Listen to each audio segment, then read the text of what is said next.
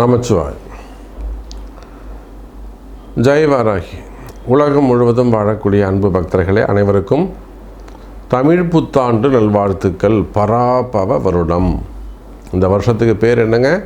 பராபவ வருடம்.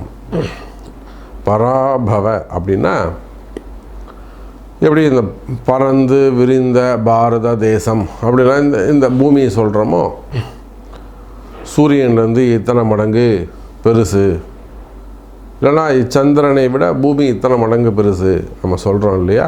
அதை போல் பறந்து விரிந்த இந்த பூமியில் இருக்கக்கூடிய அத்தனை ஜீவராசிகளும் காத்து ரட்சித்து அருள் செய்யக்கூடிய இறைவனுடைய முழு நல்லாசிகள் பெற்று இந்த வருடம் எல்லாருக்கும் சிறப்பாக இருக்க போகுது. ஜீவ காருண்யமே மோட்ச வீட்டின் திறவுகோல்.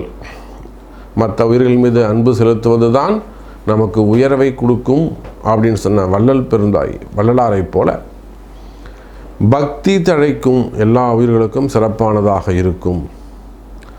அப்போ இந்த தமிழ் புத்தாண்டு என்னெல்லாம் நடக்க போகுது? மெயினாக குரு பகவான் உச்சமடைய போகிறார். இந்த வைகாசி மாதம் குரு பகவான் உச்சமடைகிறார். குரு பயிற்சி வருது. அந்த குரு பயிற்சியில் குரு பகவான் உச்சமடைகிறார். ராகு கேது பயிற்சி இருக்குது. ராகுவும் கேதுவும் எங்கே போகிறாங்க? மகரத்தில் ராகு, கடகத்தில் கேது. அப்போ ராகு கேது பயிற்சி இருக்குது. இது போக சனி பகவான் வக்ரம் இருக்குது.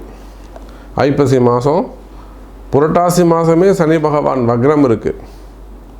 அப்போ இதையெல்லாம் இந்த கிரக அசைவுகள், கிரக பயிற்சிகள், கிரகத்துடைய வக்ரங்கள், இது எல்லாத்தையும் உள்ளடக்கி கம்ப்ளீட்டாக இந்த 12 மாதம், அடுத்த பங்குனி மாதம் வரையிலும் 1 இயருக்கான ப்ரெடிக்ஷன்ஸ்.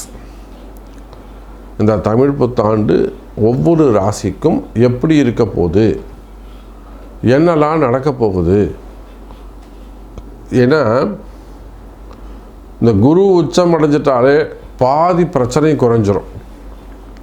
எனக்கு தெரிஞ்சு உங்களுக்கு 7.5 சனியாக இருக்கலாம், கண்டக சனியாக இருக்கலாம், பாத சனியாக இருக்கலாம், ஜன்ம சனியாக இருக்கலாம், அர்த்தாஷ்டம சனியாக இருக்கலாம், அஷ்டம சனியாக இருக்கலாம், கண்டக சனியாக இருக்கலாம், அல்லது சனியுடைய பார்வை பெறக்கூடிய ராசிகளாக இருக்கலாம். ரிஷபம், கன்னி, தனுசு. அப்போது அல்ல அசுப கிரகங்கள் சிம்மம், அல்லது ராகு அமரக்கூடிய மகரம், கேது அமரக்கூடிய கடகம். அப்போ நீங்கள் எந்த ராசியாக இருக்கலாம், எந்த லக்னமாக வேண்டுமானாலும் நீங்கள் இருக்கலாம். கவலை வேண்டாம் என் அன்பு பக்தர்களே. இந்த கிரக அசைவுகள் இது கோச்சாரம்னு சொல்லுவோம், டிரான்சிட் அப்படின்னு சொல்லுவோம்.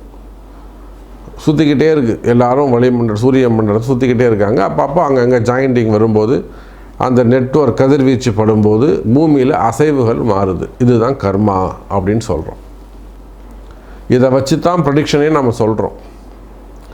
அப்போ எந்த கிரகம் எப்படி இருந்தாலும் கவலை வேண்டாம். 12 ராசி அன்பர்களுக்கும் இந்த வருஷ பிறப்பு சூப்பராக இருக்குது. மீனத்தில் இருக்கக்கூடிய சனி பகவான், அதே போல் கடகத்தில் இருக்கக்கூடிய குரு பகவான். எழுதி வச்சுக்கோங்க, இது வரலும் யாருமே ப்ரெடிக்ட் பண்ணலை. இந்த இஸ்ரேல் போர் கூட ஜூன் மாதம் முடிவுக்கு வந்துடும். நான் ஃபஸ்ட்டு டைமாக நான் சொல்கிறேன். இன்றைக்கி மார்ச் மாதம் 14ஆம் தேதி. ஜூன் மாதம் இந்த ஈரான் போர் முடிவுக்கு வந்துவிடும். ஒரு அமைதி வருவதற்கான வாய்ப்புகள் உண்டு. அப்படி இல்லைன்னா வல்லரசு நாடாக இருக்கக்கூடிய அமெரிக்காவுக்கு ஒரு பாடமாக அது இருக்கும்ல, அவங்களுக்கு ஒரு பாதிப்பு அது ஏற்படுத்தும். இல்லை இவங்களுக்கு நிறைய சப்போர்ட் ஏற்படும். நமக்கு என்ன வேணும்? நிம்மதி வேணும். போர் பதற்றங்கள் தணிந்து எல்லா உயிர்களும், அதுவும் அங்கே இருக்கக்கூடியவங்களும் மக்கள் தான், அல்ல அவங்களும் நிம்மதியாக வாழக்கூடிய அற்புதமான வருஷமாக இந்த வருஷம் அமையப்போகுது. ஸோ உங்கள் ஒவ்வொருவருக்கும் எப்படி இருக்குன்னு பார்க்கலாம் வாருங்கள். மேஷராசி. 7.5 சனி நடக்குது. இந்த 7.5 சனி இப்போ ஆரம்பிக்கலைங்க. உங்களுக்கு எனக்கு தெரிஞ்சு இந்த 7.5 சனியுடைய தாக்கம், இதனால் வரக்கூடிய டிஸ்டர்பன்ஸு, தொல்லைகள், இந்த 7.5 சனியுடைய கஷ்டங்கள், இதெல்லாம் மேஷ ராசிக்கு ஒரு வருஷம் முன்பாகவே தெரிய ஆரம்பிச்சிருக்கும். மேஷராசிக்கு ஒரு வருஷம் முன்பாகவே 25 எனக்கு தெரிஞ்சு மேஷராசிக்கு சுமாராக தான் இருந்தது. எத்தனையோ நண்பர்கள், குறிப்பாக அரசியல் நண்பர்கள், அரசியலில் ஈடுபட்டிருக்கக்கூடியவங்களாம் நிறைய செலவு பண்ணாங்க. நிறைய நம்பிக்கையாக ஒரு நிறைய பணங்காசு செலவு பண்ணது, வீண் விரயமானது, நம்பிக்கையாக இருந்தது. அதே சமயத்தில் அவங்களுக்கு சம்பாதிக்கவும் செஞ்சாங்க. ஏன்னா முன்னாடி சம்பாதிச்சதை இப்போ செலவு பண்ணியிருப்பாங்க. அதான் விஷயம். அப்போது நம்பிக்கையாக இருந்த சில விஷயங்கள் ஏமாற்றங்கள் ஏற்பட்டிருக்கும். யாருக்கு? மேஷராசிக்கு. அது அரசியல்னு சொல்கிறேன், இது எல்லா இடத்துக்குமே பொருந்தும். மீடியா துறையாக இருக்கலாம், பத்திரிகை அன்பர்களாக இருக்கலாம், சினிமா துறையாக இருக்கலாம், அல்லது ஜென்ரல் லைஃபாக இருக்கலாம், பிஸ்னஸாக இருக்கலாம், ஜாபாக இருக்கலாம். அப்போது மேஷராசி என்பவர்களுக்கு நம்பிக்கையாக இருந்த விஷயங்கள் ஏமாற்றங்கள் கொடுத்திருக்கும் கடந்த ஆண்டு. சரி, அப்போ இந்த வருஷம் எப்படி இருக்கும்? 7.5 சனி ஸ்டார்ட்டே ஆகலை. இப்போ இந்த வருஷம் தமிழ் புத்தாண்டு பிறந்துடுச்சு, 7.5 சனி ஸ்டார்ட் ஆகிடுச்சு. இப்போ நினச்ச காரியம் நடக்குமா, நிறைவேறுமா? சார், அதற்கான நல்ல வாய்ப்புகள் உள்ளது. சனி 2ஆம் இடத்துல, அதாவது இப்போ தான் ஜஸ்ட் ஸ்டார்ட் ஆகுது. இந்த ஃபஸ்ட்டு 2.5 வருஷம் சனி உங்களுக்கு சிறப்பானதாக இருக்கும் மேஷராசி அன்பர்களே. இந்த ஃபஸ்ட்டு 26 சூப்பராக இருக்கும், கவலையப்படாதீங்க. 26 சூப்பராக இருக்கும், 27 நல்லாயிருக்கும். இந்த 2 வருஷமே உங்களுக்கு நல்லா தான் இருக்க போகுது. ஏன்னா குருவுடைய பார்வை கிடைக்க போகுது. ராகு கீழே இறங்கிட போகிறாரு.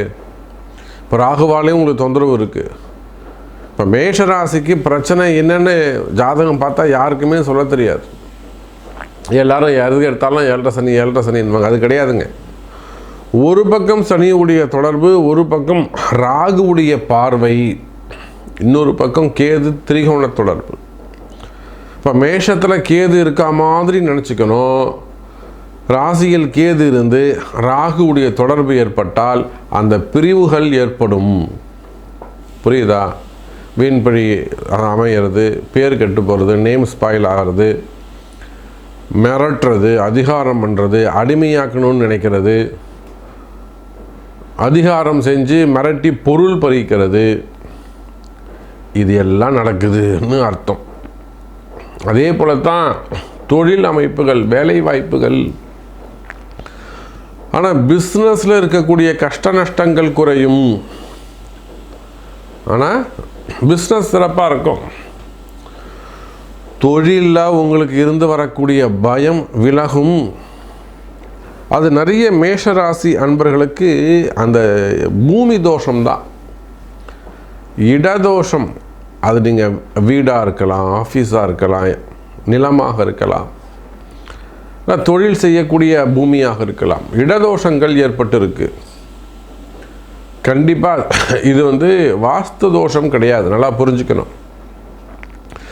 வாஸ்து தோஷம் கிடையாது, பூமி தோஷம், இடதோஷம். காரணம் என்னென்னா, அந்த பாபகிரகங்களை தொடர்பு கொள்றதால நிச்சயமாக இது ரிலேட்டடான பிரச்சனை அங்கே இருக்கும். அது உங்களுக்கு கண்டுபிடிக்க முடியாது, தெரியாது. அப்போ குடியிருக்கக்கூடிய வீடாக இருக்கலாம், தொழில் செய்யக்கூடிய இடமாக இருக்கலாம், கம்பெனியாக இருக்கலாம், ஃபேக்ட்ரியாக இருக்கலாம். இப்போ இதெல்லாம் சரி செய்து கொள்வது சிறப்பு. எனக்கு ஒரு சந்தேகம் இருக்குது சாமி, நீங்கள் சொன்னது கரெக்ட். அப்படி நீங்கள் சொன்னதுக்கப்புறம் கன்ஃபார்ம் ஆகுது. எதிரிகளுடைய தொந்தரவுகள் இருக்கும்.